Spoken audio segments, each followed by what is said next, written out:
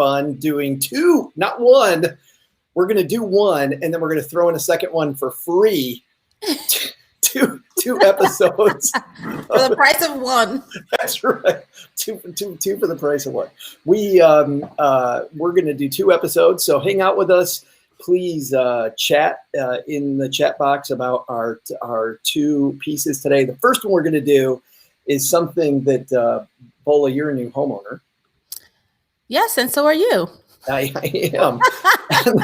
And the one thing that was perfect that you brought to the table was this idea that people are skipping inspections. And so we're going to talk about what fees should you pay at a closing, which ones shouldn't you pay at a closing, and is skipping the inspection a good idea? I bet you can figure out which way we come down on that. And then second, I found this piece about a new app that will, the more you shop, the more rich you get. Right. I have some notes, Joe. You can't shop your way to wealth. We're about to find out if you can shop your way to wealth. So good stuff. Yes, Kevin, you do not want to be in the election news rabbit hole. The swirling, doesn't matter what channel you watch, it's just swirling misery all the time. You get to hang out with us and talk good stuff. Sarah, you're going to love this one. Sarah, by the way, Bola, Sarah is a real estate agent. So she's going to definitely have an opinion about this first one. So, all right. We ready to make a podcast? Yes. All right. I'm going to hit record. This will be for tomorrow, October 29th. So what are you going to learn today? Are you buying a house, or have you bought a house? How do you cut costs, and what costs should you not avoid when buying a house? We're talking home buying with 2 homeowners, me and special guest Bola Sokunbi, the woman behind Clever Girl Finance, on today, October 29th version of Money with Friends. Welcome back to the Money with Friends podcast, coming to you live from a mom's half-finished basement in Texarkana, Texas. I'm Joe Saul-Sehy. And I'm Bola Sokunbi in New Jersey, where it's raining like crazy right now. That's fun. It's raining in Texas here. It must be raining everywhere. This is the podcast where we cover recent stories ripped from financial press. Today, we're going to tackle one from money.com. Not only do we read through them like some podcasts, but we dive into how they affect your wallet and what you can do to invest, save, and be a better spender. And more effective. And if that's not enough, we'll also share a big idea at the end of today's show you can take with you to be better with money the rest of your day, all in usually less than 20 minutes. Bola is back. By the way, I can never pronounce your last name the way you pronounce your last name. And I try and I swing and I miss, but I bet I'm not alone. You are not alone. It's the accent. You have to have the accent. It is, and I love the accent. So, but by the way, before we get started, congratulations are in order because you have a new book out. Yes, I do. Thank you so much, Joe. My second book came out last week called Clever Girl Finance, Learn How Investing Works, Grow Your Money, and I'm really excited about it. Yeah, I can't wait. We're going to have you on Stacking Benjamins talking more about it. We'll mention it again later and how people can get it. But right now, we're going to talk about you and I and homeownership. Let's see which one of our friends is going to help us kick off today's show. All right, today's piece comes to us from Money, and Bola brought this one to us. It's written by Allie J. Yale. And the headline, get this, guys, more buyers are skipping home inspections. Tales of bats, termites, and asbestos should make you think twice. Allie writes, and I'm just going to read just a little of it, Jess and Jessica Felkowski's home buying journey should be a cautionary tale. The couple, along with their 1-year-old son, Jack, have been shopping for a home in Westchester, New York since February. Though they've made offers on 4 homes, they've yet to actually buy one. In 2 deals that they were outbid. The other 2, they backed out after home inspectors found serious defects on the properties. Of the houses that failed inspection, 1 had a termite infestation and 1 was covered in asbestos floor to ceiling, Jeff says. We found out about the problems after the sellers had accepted our offers and we were doing the inspection before closing. At that point, we were really emotionally invested and heartbroken when we found out. The losses hit hard for the Felkowskis, who have outgrown their small Manhattan apartment, especially with another little one on the way. There's been tears, junk food, binge eating, and short weekend getaways to deal with the misery, he says. After you've accepted an accepted offer, you just can't help but imagine yourself living in the house, and then suddenly it's over. You have to pick up the pieces and get back out there looking to start the whole process again. Just to put a point on this, according to data from real estate brokerage Redfin, Bola, 20% of winning buyers now are waiving their right to an inspection so that they get the house. That's up from 13% a year earlier. And by the way, in a bidding war, what that really means, guys, is this: the seller knows that there's not going to be more money on the table, that this is my final offer and I'm not going to have to make any changes. I don't know about when you bought your house, Bola. When we bought this one, we had a few things. We had a hot water heater that was just about to go and was leaking already, and they said it was going to go any second. So we had them replace the hot water heater, and then we had just a couple other little things that, by the way, we did let go because it was a competitive market, and we thought, but we know because of the inspection, we know what's going on. Did you have any contingencies with your inspection? Yeah, so we purchased this home from a bank, and the bank was basically like, take it or get lost. Oh, really? They're like, this is what it is. And so we knew that if we wanted to commit to this house, we absolutely had to have the inspection. And although the bank was not going to make any repairs or improvements, like, you could negotiate with a typical seller, we wanted to know what to expect if we were to put an offer, if we were to buy this home, given what the inspection report would prove. So we didn't really have any options with the seller, but we wanted to do the inspection so we would know what to expect. That makes sense to me. And I wonder if there's a way in a competitive marketplace to do that, to tell the seller, I want 3 days for an inspection, but I'm not going to come back with asking you to make any more repairs. This is my final offer, so that the seller knows in a competitive marketplace that you're not going to come back with more, but you at least want to have this little period to make sure that you're not getting in over your head. We actually did that with the home that we were selling, right? Where we had done, it was like a repair process. We knew certain things we needed to fix would come up in the inspection report. So we fixed them ahead of time.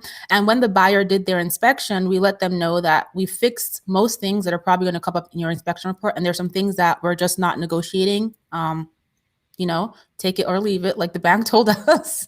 But they did the inspection anyway, so that they would know what to expect. Did Ben, your house still sold very quickly?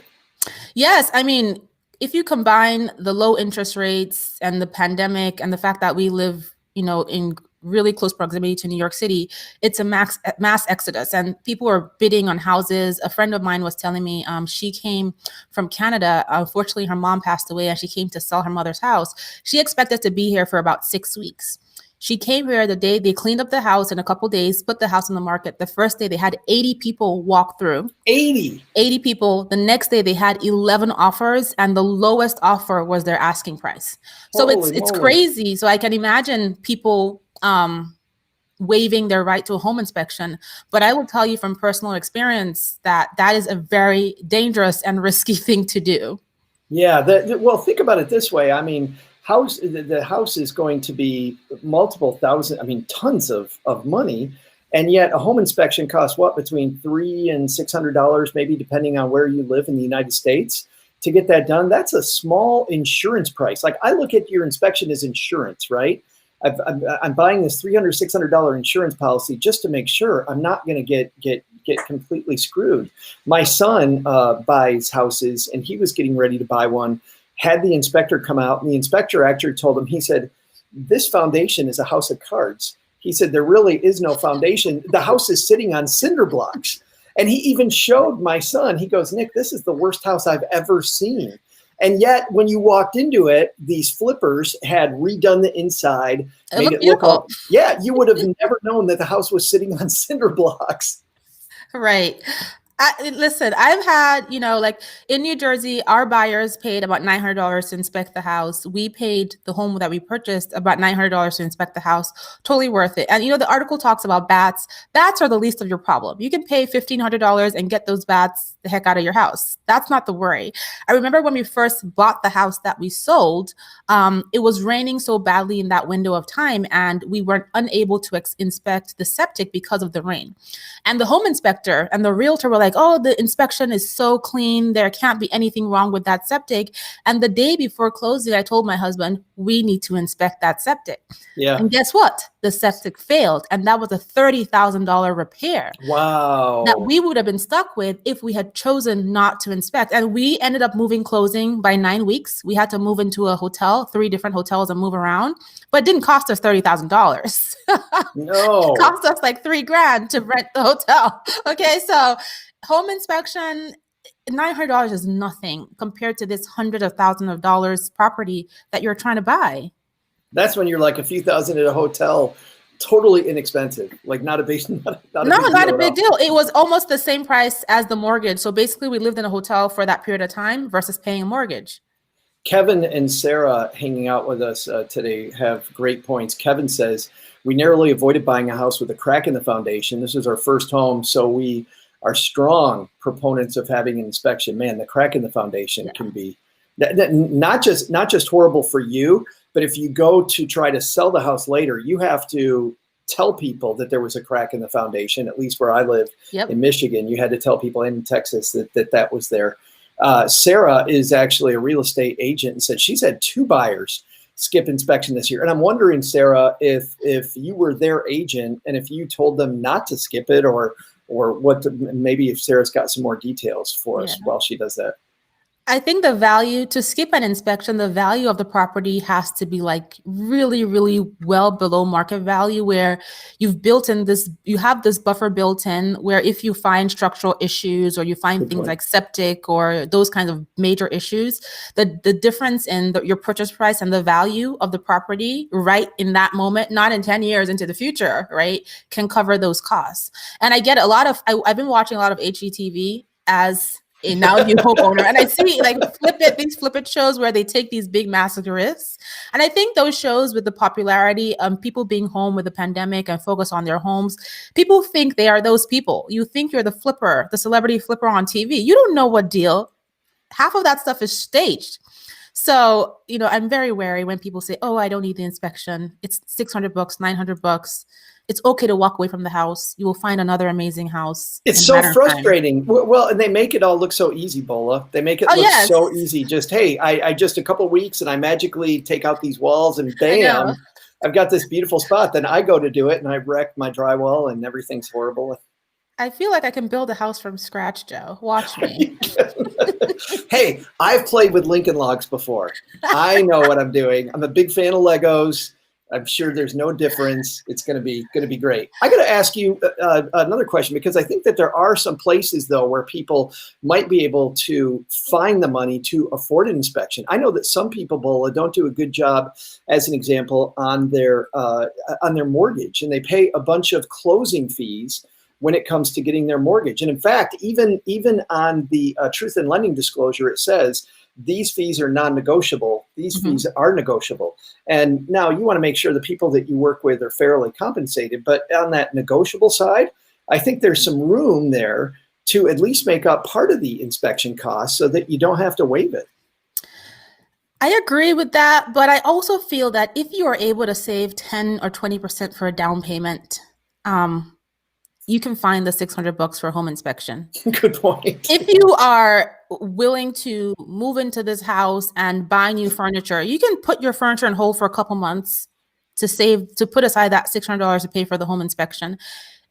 Buying a home is a huge financial commitment. What is $600? So it's not, I don't think it's an issue of finding the money. I think people get caught up in loving the house, the price, interest rates, pressure to leave the big city because of the pandemic. But the article talked about the couple being emotionally invested. So you can find the $600 if you're in the space of already getting ready to buy a house. You can find the money. Yeah, like this house cost how much money, and you don't think you can afford $600? Come on.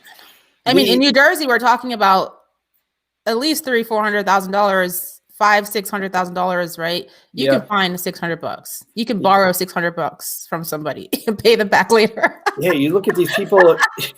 You look at these people in the Bay Area spending $1 million for a house that is a tiny starter home.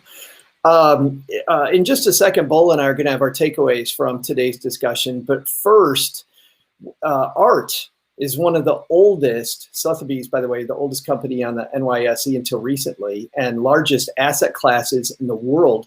Deloitte estimates, by the way, there's 1.7 trillion in total wealth held in art, but reserved only for the ultra rich. Well, Masterworks is the first platform that lets anybody invest in art at a fraction of the normal price.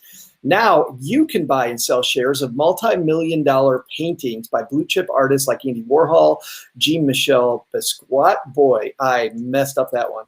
Sorry, Jean-Michel. Banksy, I know Banksy, and more as easily as trading stocks. You don't have to be a hedge fund guru to know the key to a strong portfolio is diversification. I used to, by the way, guys, I used to be anti-buying art, and I thought that it was incredibly risky. However, when you dig into asset classes and you look at how much art has beat inflation, the biggest problem with art is that you have to have a lot of money to buy a piece of art. Well, with something like Masterworks, what you'll find is that blue chip art has outperformed the S&P 500. Total wealth held in art projected to grow from 1.7 trillion to 2.6 trillion. And because Masterworks takes this piece of art and divides it into smaller pieces that you and I can afford to invest in, it gets rid of that big barrier to entry that used to make me say, no, it's going to take way too much of your money to get into it. Art might not be for you. However, when it comes to asset classes that beat inflation, there's only a few of them, and you need to remember to have those in your portfolio. I wouldn't go all in on art, but certainly having 5 to 10% of your money in art, especially if you're somebody that has an appreciation for that type of investment, I may look into it. The sign up today with promo code MWF, and you can skip the 25,000 person wait list to get dibs. That's Masterworks.io, promo code MWF. Hurry, the offer expires soon. See important information at masterworks.io/disclaimer for more. That's masterworks.io/MWF. All right, Bola, what's our big takeaway today? Get your inspection. Ta-da! You're not a home network flipper. You don't have a crystal ball to look into the house and see what could not be wrong or what could be wrong. You just don't want the surprises. Like for me, just the fact that we caught that $30,000 septic issue a day before closing, I'm a disciple of get your home inspection. Yeah, I agree, and I feel like there's a larger discussion here that people can think of when it comes to insurances in general.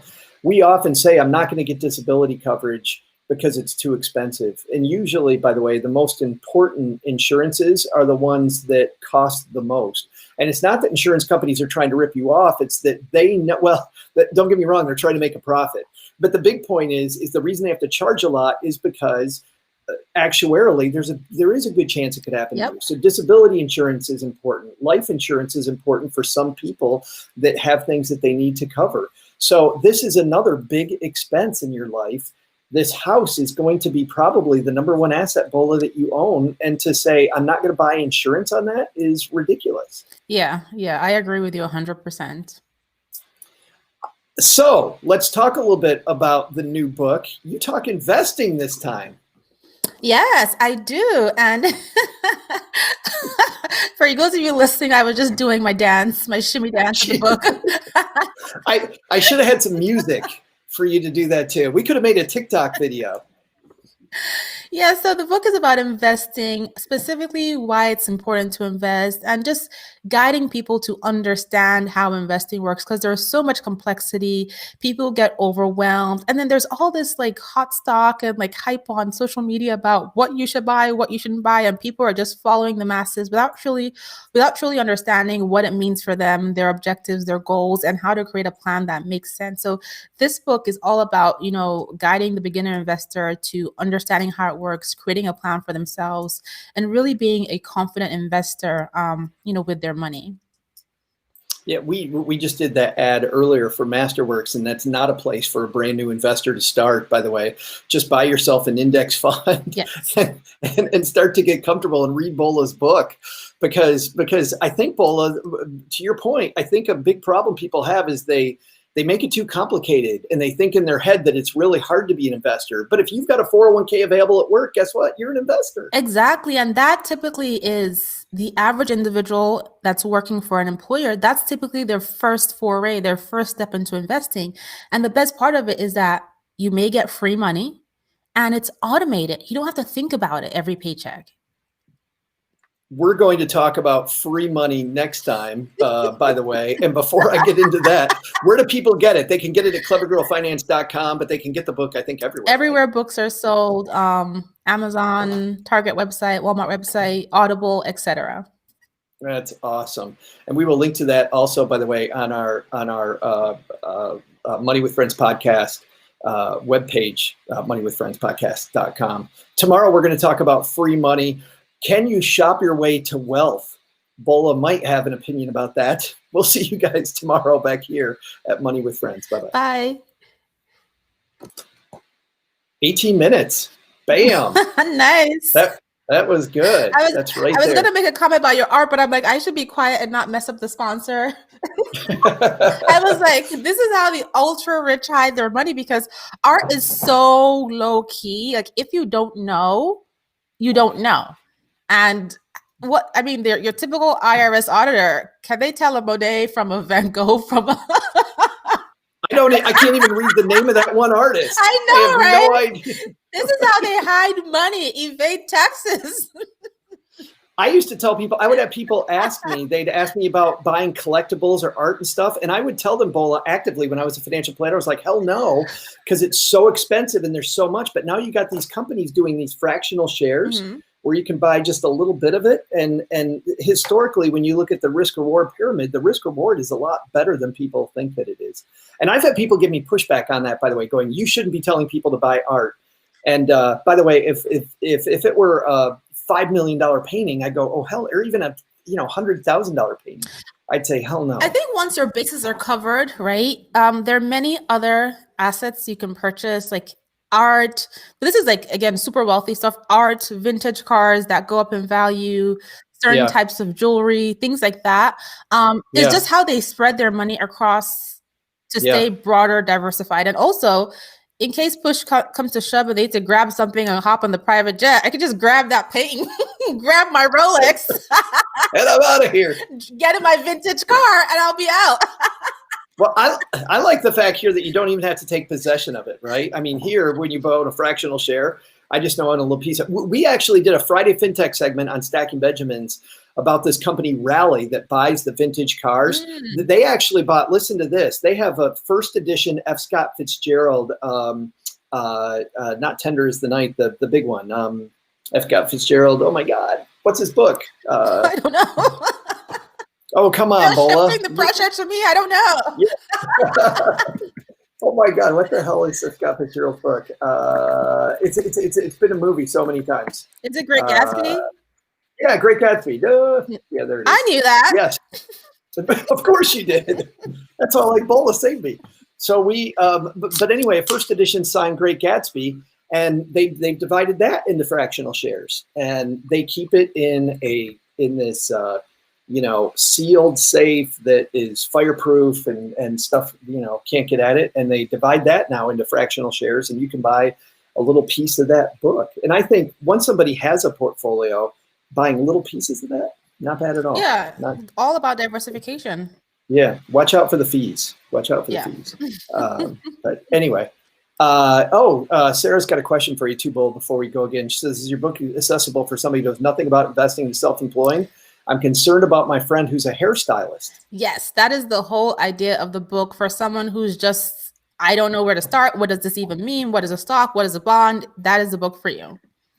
Bola's site, by the way, Bola's community is a good place for her friend Sarah, or for your friend Sarah as well. It's just a nice place. It's a no judgment zone. They have a lot of fun. There's a lot of laughs and a lot of people sharing some good information with each other. It's good stuff. All right, ready to do episode 2. Here we go. Stretch out. This is for Friday, October 30th. We should have done something. I didn't think about this. We should have done something Halloween related, but oh well. Oh, I Maybe have we a can say, pumpkin somewhere, and like one of those things, those scarves, the boa scarves. oh, nice. Next year, Yes. brother. Here we go. Here we go. What's on tap for today? Can you shop your way to retirement? One new app creator says that yes, you can. We'll ask a woman who knows. Bola Sokunbi from Clever Girl Finance joins us on today's Money with Friends.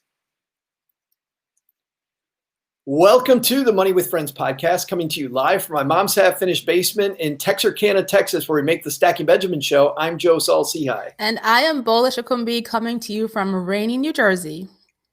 This is the podcast where we cover recent stories ripped from the financial press. Today, we're going to cover one that comes to us from MarketWatch. Not only do we read them like some podcasts, but we're going to dive into how it affects your wallet and what you can do to invest, save, and pay down debt more effectively. And if that's not enough, we'll share a big idea at the end of today's show you can take with you to be better with money the rest of your day, all in usually less than 20 minutes. Bola, have you ever thought to yourself, I have a can-do attitude. I think I can shop my way to wealth. And we lost Bola, of course. This is the nature of live stuff. By the way, as we get Bola back, let's just see which one of our friends is going to help us kick off today's discussion. Bola, we got you back, and I thought you just didn't want to answer that question, did you? You're like, no, I can shop my way. Yes, I had to shut down. Gotta go.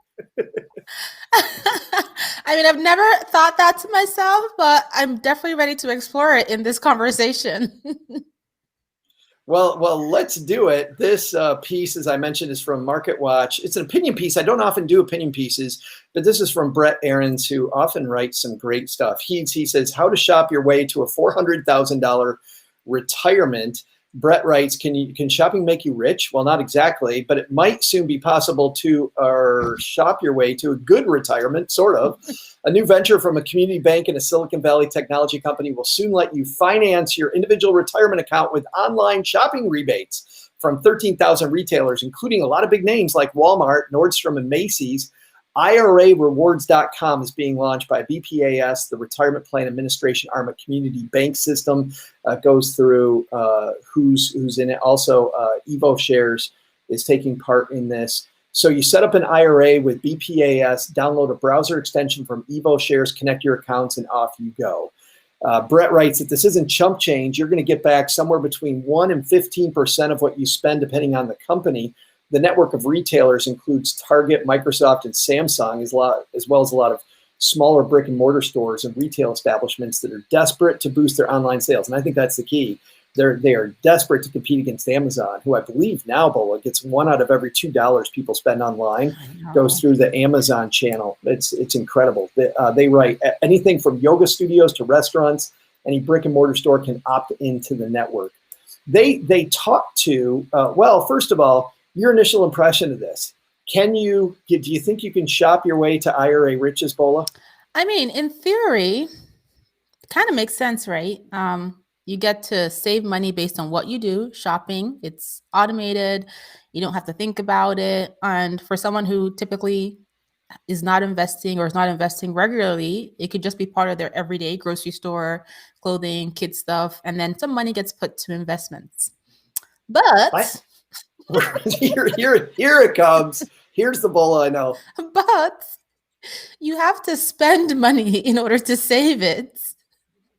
And it kind of reminds me of the whole, like credit card rewards, where people who are trying to navigate their finances or are not so good at money get caught up in chasing rewards and overspending for like minimal, like barely nothing, like points that expire that you can't use. So it kind of puts me there. And then also when you think about it, how are the people spending their money? Because you have to have a level of earnings in order to contribute money to these IRA accounts, right? There's like requirements, income requirements to contribute to an IRA. How do you have to track that and all that? It just sounds, it's in theory, like I said. Yeah, no, well, my issue is the same. I saw, in fact, a couple days ago, people talking about not putting money in your 401k because of the fact that it doesn't give you a lot more money than just putting it into a regular brokerage account when you can get it whenever you want. And I thought, I thought, okay, math wise, and the guy goes through this long thing with all the math. A lot of the time, Bolas, it's not about the math at all. It's about behavior. And the fact is, if I think that I can shop my way to riches, I'm going to want to shop more often. And I'm going to shop my way into the poorhouse thinking I'm getting rich every step of the way doing it. And to your point, it's the same game as credit card rewards, which burn the hell out of tons of people every year. Yeah, and that is so compelling to a big retailer because it gets you into their stores and onto their websites. And people get caught up in this math game, like you said, but it's never about the math, right? If you say, well, if I don't contribute to my 401k and I contribute to a brokerage, the thing is your 401k is automated. You're contributing consistently over time, every paycheck, regardless of the higher fees, regardless of the limited, investment opportunities, you're contributing. But what are the chances that you're going to save money in the exact same way on your own if that paycheck is hitting your bank account every 2 weeks? The average person is like, oh my God, I forgot. Oh my God, I'll do it later. Oh my God, I a YOLO. You don't do it. Whenever I had somebody, when I was a financial planner, that would tell me, I would say, let's hook up your IRA so that you save automatically, your Roth or whatever it might be. Let's hook up your savings. Whenever I had somebody say, no, here's what I'm going to do. I'm going to write you a check once a month because I never know how much money I have. And I look at them and I go, you will never do it. And they will swear. They'll go, no, Joe, I'm going to do it. And they never did it. They never, you just, life gets in the way. You've got kids. I've got kids. I just bought a new house. I need to decorate. What IRA? That's right. That's right. Well, and that's the big thing too. Yeah, we justify. We go, I'll start that in 2 months. As soon as I get over this thing that's in my way, I will start doing it then. And then there's something else in the way, and then something else in the way. And before you know it, a year went by where if you would have just put the money aside and done it, which by the way, that disturbs me that more financial planners in this piece didn't catch up with that. And I don't know if these companies gave Brett, the author of the piece, these planners' names to say that they kind of, because even though they don't endorse it, nobody picks up in this piece about what you and I are saying. This first person, Monica Dwyer, Harvest Financial Advisors, Westchester, Ohio, said that sounds awesome, this idea, especially for people who are in their spending years where the kids are at home and you're spending a lot on anything from diapers to college. The only issue I see with it is that the investor would need to know how much they, quote, contributed to their account so they can make up the difference and max them out if they wanted to. No. The problem is they're going to spend more money. What I do like, though, Bola, that Monica alludes to here is if you know yourself and you're spending the same money you were going to spend anyway, and doing it through this program, and if somehow you can keep those blinders on, then I think maybe she's right.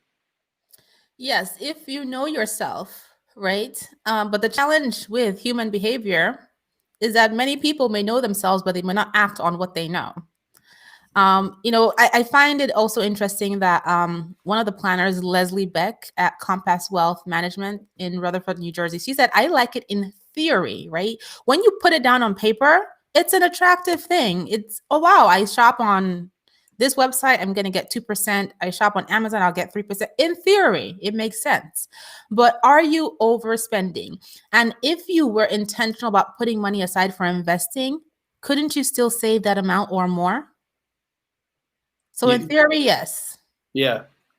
It's almost like what you and I talked about yesterday, where, come on, it's $900 for a home inspection. Come on. You just bought a $250,000 house. You can't afford a $900 inspection, so you can't afford to max out your IRA. It says the IRA rewards venture may not sound like much, but it adds up. Contribute $6,000 a year to an IRA for 30 years. Earn an average of 5% a year on your investments, and you'll get $400,000 in your account. That math sounds really good, Bola, but it also means that you're not getting that. Once again, that's a lot of math adding up to $400,000. But how much money are you going to spend to get to that 400,000? I don't know. Yeah. When it comes to personal, when it comes to math class, algebra, yes, focus on the numbers. But personal finance, prioritize behavior, like Joe said, knowing yourself, and then focus on the numbers. Because the number of 400,000 sounds amazing, but if you use this spending app to save for retirement and you save 400,000, let's say you save 400,000. How much did you spend to save that 400,000? Right. Do that math. You want to do some math? How much did you spend? Right. Do that. Because if you had cut back on your spending and invested the difference in your 401k or your own IRA, you may have more than $400,000. So I love, the way these marketers like wordplay and package products, they make you feel like, yes, that's a great decision. But sometimes it's not. So like Leslie said, in theory. In just a moment, we're going to have our takeaways from today's piece about spending your way to wealth. But first, want to say a big thanks to everybody who used our link when they tried out Tiller Money. Tiller is the way that I track my expenses and budget. I like it because of the fact that if you want to use the envelope system, you can do that electronically through Tiller. If you want to just keep a loose look at your money just in very wide categories, you can do it. If you want to track every single penny and also spend every penny intentionally, you can do it with Tiller. I like the fact that it's spreadsheet based, even though I'm going to lose my money nerd card with a lot of people here, but I'm not a spreadsheet guy. I just like the fact that for me, because I go very fast, I can dumb it down with Tiller. Bola's in shock. She's like, you can't be my friend anymore.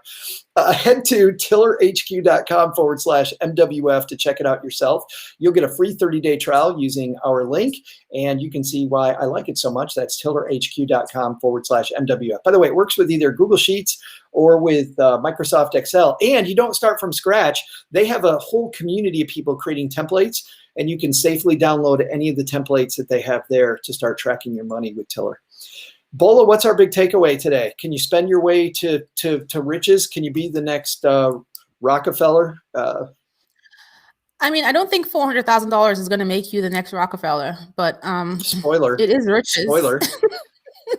So, I mean, I think it is a good perk addition to what you do, but it shouldn't be the end all be all when it comes to your retirement savings. Do not forgo your 401k or having your own IRA or your own brokerage accounts for, a program like this where you can shop and save. Let this be the thing on the side, and just focus on your own self-discipline, your own budget, and your own plans, and don't get caught up in chasing this idea of shopping to save, because you're really just shopping. Yeah, I love that idea of not chasing, because back in the 90s, I thought that there were a bunch of different ways for me to get out of my own way when it came to money problems. And my money problems were not solved by shopping more.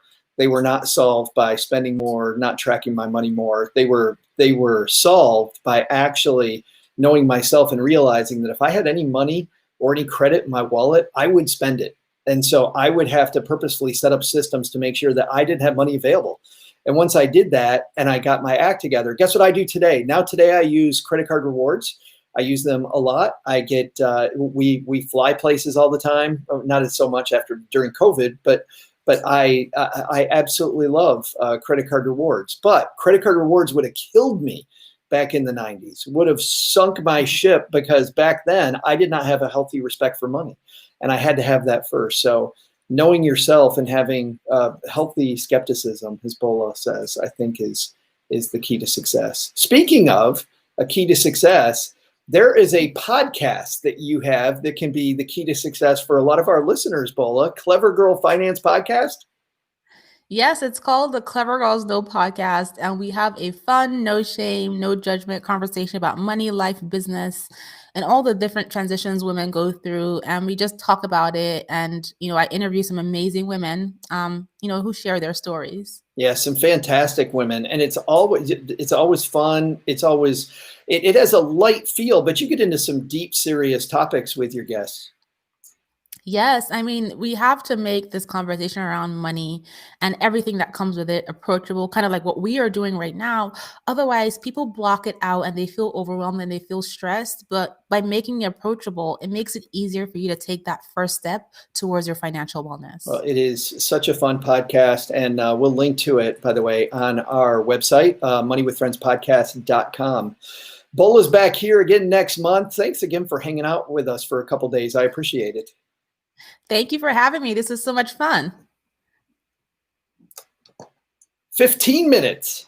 Not Bam. bad. We nailed it. I did not. Those are good topics. Those were good topics. When I saw that shopping my way to success, I was like, oh my God, that was so me in the 90s. It was so, I'm like, oh really? I can shop People and think it's like, yeah, people are actually going to think it's like, you have to, yeah, it's such a slippery slope, that kind of stuff. Very slippery. I was appalled because Brett Aarons writes a lot of good stuff. And the fact that not one of those financial planners mentioned the behavioral stuff.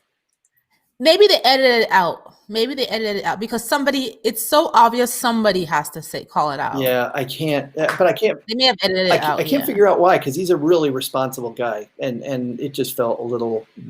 It could have been after he submitted the article. Yeah.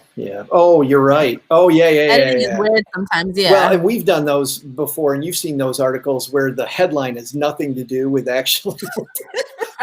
Like some editor somewhere goes, "That's not salacious enough." Yes. Yep, they do it all the time. Funny story. One of my saving stories, how I saved $100,000 after college, was published, and then somewhere in the article, they edited it after they interviewed me, and they said, and she's married to a doctor, and so it had nothing. I saved it after college. I was not married. I was no kids. I was single. But then they put this in there, and people are like, oh, lies. Of course you can save $100,000 in 3 years. Of course. And it was I'm like, what did you guys do? Like, yeah, we try to get people to click the article. I'm like, right, at my expense. That's so horrible. Yep, it's very common. That is so horrible. I don't know. There's a whole different topic there that makes me clickbait. That makes me very angry. Well, not just the clickbait, but also she didn't do it on her own, right? You know, we should talk about that one of these episodes. It's very compelling. And you know what? Women get that more so than men. Nobody ever debates a guy that says I saved $1 million, but a woman saves $10 and it's like, oh my God. Absolutely. She must have a rich boyfriend, sugar daddy. Yes. Oh, how did you do that? How did you do that? Yes. Nobody asked me. No, it's funny that the criticisms that Bobby gets on this show from reviewers that I would never get in a million years is some of it's just disgusting. You're like, really? Yeah. It's amazing. But anyway, guys, I'm not going to complain about that. We'll see everybody next time. Take care.